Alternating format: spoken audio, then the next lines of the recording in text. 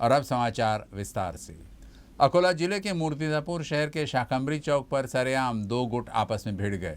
सरेआम हुए इस मारपीट में कई युवक जख्मी भी हुए हैं। वैसे ये मारपीट क्यों हुई ये अभी तक स्पष्ट नहीं हो पाया है। पुलिस ने मामला दर्ज कर जांच पड़ताल शुरू कर दी है।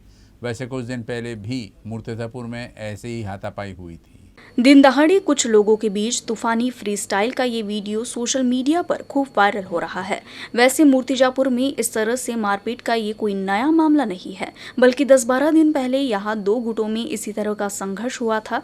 सरेआम इस तरह से मारपीट का ये वीडियो वायरल होने से लोग भी दहशत में आ गए हैं। मारपीट के दौरान ही कुछ युवक एक दूसरे पर पथराव भी करने लगे, जिससे कई युवक घायल हो गए। हालांकि बाद में कुछ लोगों के हस्तक्षेप से इस विवाद को शांत कराया गया। इस घटना की जानकारी मिलते ही पुलिस वहां पहुंची और घायलों को अस्पताल में भर्ती कराया। साथ ही इस मामले में दोनों गुटों के खिलाफ मामला दर्ज कर जांच पड़ताल शुरू कर दी है।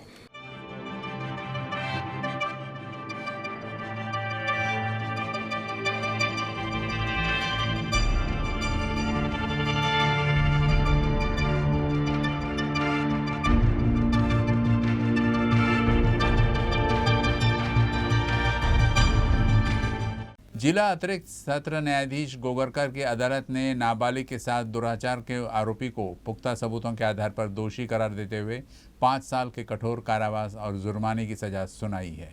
पीड़ित नाबालिग रात के समय आंगन में खेल रही थी, तभी पड़ोस में रहने वाली एक महिला ने पीड़िता के परिजनों को जानकारी दी कि एक युवक बच्ची को हाथ पकड़ कर ले गया है।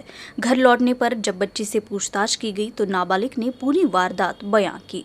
शिकायत के आधार पर पुराना शहर थाना पुलिस ने जांच कर आरोपी के खिलाफ मामला दर्ज कर उसे गिरफ्तार कर लिया।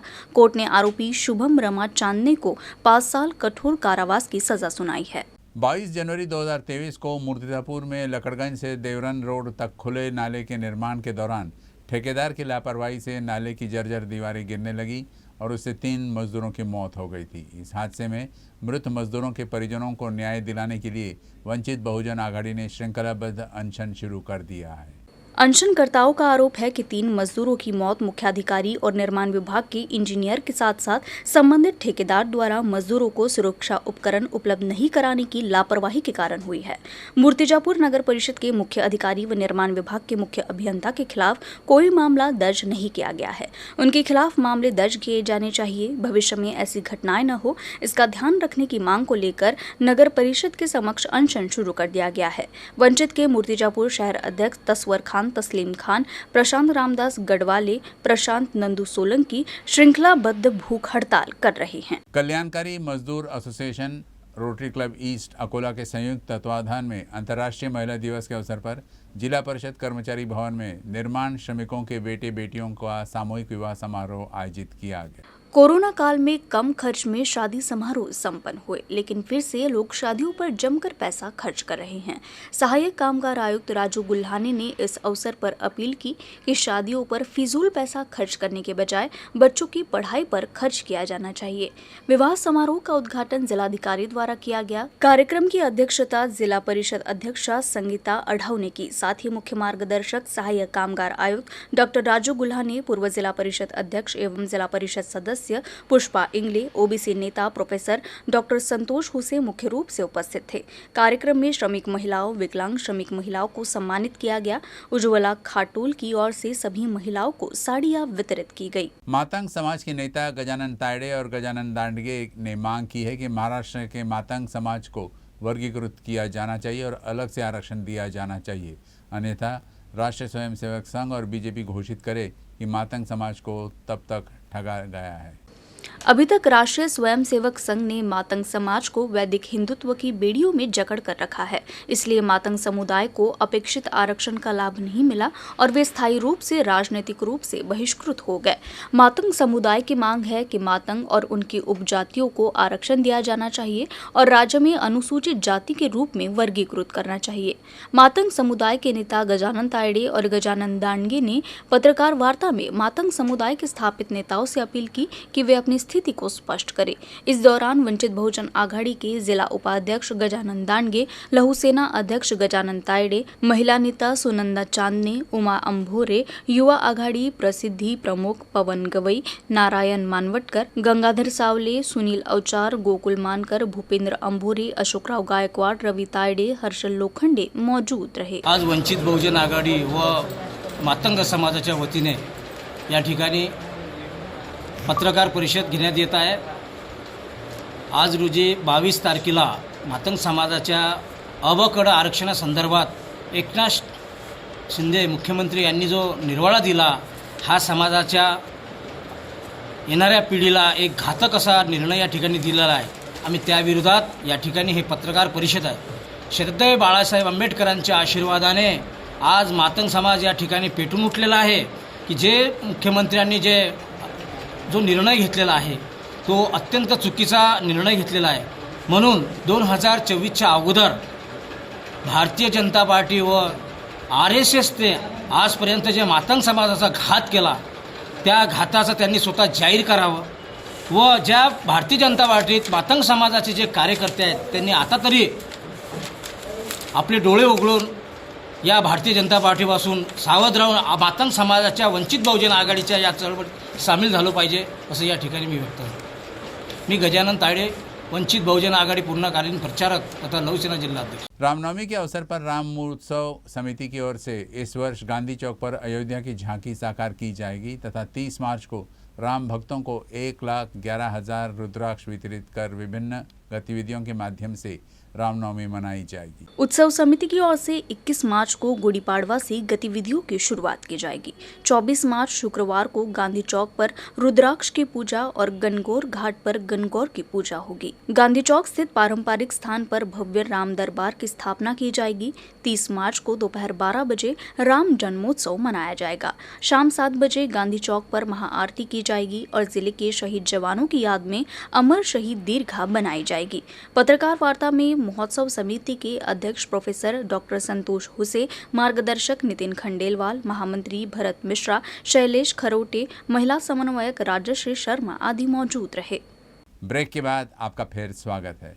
दोपहिया वाहन से कट लगने के विवाद में पुलिस कर्मचारी पर जानलेवा हमला करने वाले मुख्य आरोपी को बुल्ढाना जिला व सत्र न्यायालय ने 4.5 साल के सश्रम कारावास और 3,500 रुपये दंड की सजा सुनाई है। बुल्ढाना पुलिस में कार्यरत पुलिस कर्मचारी राधेश्याम वैष्णव 18 मई 2018 को अपनी मोटरसाइकिल से कहीं जा रहे थे। उसी दरमियान उनकी शुभम प्रकाश वागुर्डे की गाड़ी से कट लगने के विवाद में उसने लोहे के रॉड से पुलिस कर्मचारी राधेश्याम पर जानलेवा हमला कर दिया था।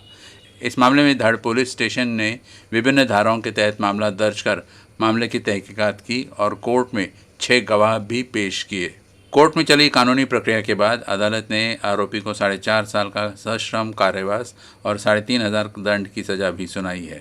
प्रकरणाच्या अनुषंगाने वैद्यकीय पुरावा अभिलेखावर उपलब्ध असल्या कारणाने यामध्ये फिर्यादीच्या डोक्याला मारहाण झालेली होती आणि त्या अनुषंगाने संबंधित कागदपत्र अभिलेखावर सरकारी पक्षातर्फे दाखल करण्यात आले होते। त्या सगळ्या गोष्टी विचारात घेऊन आणि त्याचसोबतच सरकारी वकील यांनी केलेला प्रभावी युक्तिवाद ग्राह्य धरून आणि त्याची गंभीर दखल घेऊन विद्यमान न्यायालयाने आज मुख्य आरोपी शुभम वागुर्डे याला 4 वर्ष सश्रम कारावास कलम 307 अन्वये आणि 3,500 रुपये दंड अशा प्रकारची शिक्षा सुनावली आणि सोबतच विविध कलमान्वये वेगवेगळी शिक्षा सुनावलेली असताना सुद्धा सगळ्या शिक्षा सोबत भोगायच्या असल्या कारणाने 4 वर्ष सश्रम कारावास आणि 3,500 रुपये दंड अशा प्रकारचं शिक्षेचं स्वरूप आजच्या प्रकरणात राहिलेलं आहे। शिवसेना शिंदे गुट द्वारा अकोला में शुक्रवार को शिवाजी जयंती मनाई गई। इस अवसर पर राजराजेश्वर मंदिर परिसर में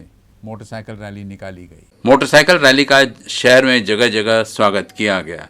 शहर के मुख्य मार्गों से होते हुए रैली का समापन शिवाजी पार्क पर हुआ। पूर्व विधायक और संपर्क प्रमुख गोपीकिशन बजोरिया ने रैली का नेतृत्व किया। इस दौरान आकर्षक परिधान लोगों के आकर्षण का केंद्र रही।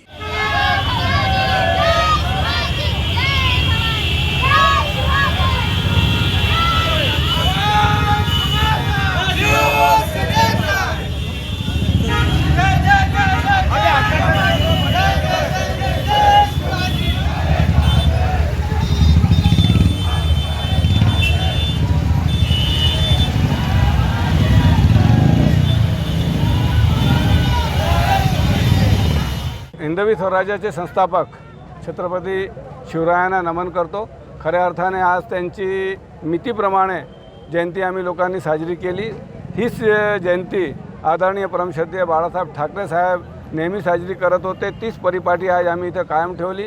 आदरणीय या राज्याचे कर्तव्यदक्ष मुख्यमंत्री एकनाथराव शिंदे साहेबांच्या नेतृत्वात आज तुम्ही पाहिलेलं आहे की राजराजेश्वर देवस्थानापासून तर शिवाजी पार्कपर्यंत मोठ्या संख्येने हजारोच्या संख्येने बाईक रॅलीमध्ये लोक उपस्थित होते आहे. आणि सर्वांनी जे तन-मन म्हणजे ज्याप्रमाणे आज एक उत्साह दाखवलेला मला असं वाटत नाही की यापूर्वी असं उत्साह कधी निर्माण झालेला असेल. खऱ्या अर्थाने आज जी श्रद्धांजली अर्पित केलेली आहे बाळासाहेबांच्या नेतृत्वामध्ये मितीच्या माध्यमातून जी हिंदू साम्राज्याचे संस्थापक होते छत्रपती शिवाजी महाराज, ती नेहमी ह्याच मितीने साजरी होत होती. ती कायमस्वरूपी साजरी होत आहे. समृद्धि महामार्ग पर हादसों का सिलसिला लगातार जारी है. शुक्रवार सुबह 6 बजे के दौरान अमरावती जिले के धामनगांव रेलवे तहसील में एक ट्रक भयानक हादसे का शिकार हो गया है. समृद्धि महामार्ग पर 15 फीट की ऊंचाई से ट्रक सीधे ज़मीन पर गिर गया. इस हादसे में चालक की मौके पर ही मौत हो गई, जबकि क्लीनर गंभीर रूप से घायल हुआ है. समृद्धि महामार्ग पर आए दिन हादसे हो रहे हैं. कभी तेज रफ्तार वाहन पलट जा रहा है तो कभी वाहन अनियंत्रित होकर सड़क से ही उतर जा रहे हैं. उद्घाटन के बाद इस मार्ग पर हादसे में कईयों की जान भी जा चुकी है. इसके बाद भी इस महामार्ग पर तेज रफ्तार लोगों की जान का दुश्मन बन गई है. शुक्रवार की सुबह ही अमरावती जिले के धामनगांव रेलवे तहसील के शेंदुरजना खुर्द के पास एक ट्रक समृद्धि महामार्ग से 15 फुट नीचे गिर गया. तार से भरा ये ट्रक नागपुर से मुंबई की ओर जा रहा था, तभी यह हादसा हुआ. पुल से नीचे गिरे ट्रक के साथ दबने से चालक की घटनास्थल पर ही मौत हो गई. मृत चालक का नाम आशीष तिवारी है. बताया जा रहा है कि ट्रक पर से नियंत्रण छूटने से यह हादसा हुआ. इस भीषण हादसे में क्लीनर संतोष केवट भी गंभीर रूप से जख्मी हुआ है. हादसे की जानकारी मिलते ही धामनगांव रेलवे पुलिस घटनास्थल पर पहुंची और जख्मी को अस्पताल में पहुंचाया. अमरावती शहर से महज कुछ दूरी पर नांदगांव पेट में महामार्ग पर टोल नाका के खिलाफ स्थानीय वाहन चालकों ने आंदोलन शुरू कर दिया है. इस टोल नाका की वजह से आसपास के लोगों को मात्र कुछ किलोमीटर के लिए सैकड़ों रुपए खर्च करने पड़ रहे हैं. अमरावती शहर की सीमा से सटे नंदगांव पेठ में पिछले 10 वर्षों से महामार्ग पर IRB टोल नाके पर टोल वसूली की जा रही है. लेकिन इस टोल नाके पर स्थानीय नागरिकों को टोल वसूली से सहूलियत देते हुए अब तक स्थानीय नागरिकों को टोल कार्यालय द्वारा मुफ्त पास दिया जाता था. लेकिन उन सभी पासों को अचानक बंद कर दिया गया, जिससे स्थानीय वाहन चालकों को 7 किलोमीटर के लिए 900 रुपए का टोल चुकाना पड़ रहा है.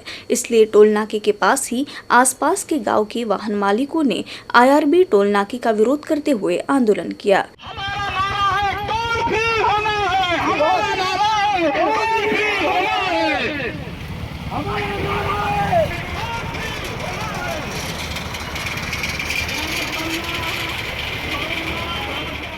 पंधरा वर्षापासून टोल नाका चालू आहे. आजपर्यंत कुठल्याही आमच्या कमर्शियल व्हेकल आणि घरगुती व्हेकलला आजपर्यंत कुठलाही टोल प्रशासनाने घेतला नाही. आणि नांदगाव पेठ आणि बोरगाव धर्माडे आणि आजूबाजूचे जे गाव, अमरावतीपासून हे गाव फक्त 7 किलोमीटर अंतरावर आहे. आणि जर बोरगाव धर्माडेच्या जर एखाद्या मनुष्याला जर नांदगाव पेठला पोलीस स्टेशनमध्ये जरी जायचं असेल तरी त्याला टोल भरून जायचं आहे. मला तुम्ही सांगा की जर समजा जर आम्ही जर बोरगाव धर्माडेहून जर आम्हाला इथं यायचं आहे आणि 200 रुपये टोल नाकापर्यंत पोलीस स्टेशनला जायचं, तर सर्वसामान्य माणूस आणि गरीब व्यक्ती हा टोल नाका कसा भरणार आहे? आतापर्यंत आमच्या सर्व व्हेकलला टोल नाक्यावरून जाताना सर्व व्हेकल फ्री होत्या. आणि आमची हेच मागणी आहे की ज्या पद्धतीनं टोल नाका आम्हाला याच्यापूर्वी फ्री व्हेकल जाण्यास तयार होता, आतासुद्धा त्यांनी आम्हाला इथून पुढंसुद्धा फ्रीज आणि टोलमुक्त आमच्या व्हेकल असायला पाहिजे. या आंदोलनामध्ये गावाच्या परिसर नांदगाव पेठ आणि नांदगाव परिसरातील जे गाव आहे, बोरगाव धर्माडे झालं, त्याच्यानं जळका, खानापूर, या परिसरातले कमीत कमी 100 व्हेकल धारक इथं सोबत आमच्या आंदोलनात जुळलेले आहे. टोल नाका स्थापन होऊन आज कमीत कमी 15-16 वर्ष झाले. 15-16 वर्षापासून आजपर्यंत कोणत्याही कमर्शियल नॉन कमर्शियल व्हेकलला टोल प्रशासनानं कधी आम्हाला चार्ज घेतलेला नाही आमच्याकडून. परंतु आज इथं कंपनीनं 1 तारखेपासून काही गावातले गावगुंड आणि बाउन्सर हे तिथे आणून बळजबरीने आमच्यापासून टोल वसूल करण्याचा प्रयत्न करून राहिले. न्यूज़ रूम से बस इतना ही, लेकिन खबरों का सिलसिला आगे भी जारी रहेगा. आप देखते रहिएगा UCN अकोला न्यूज़.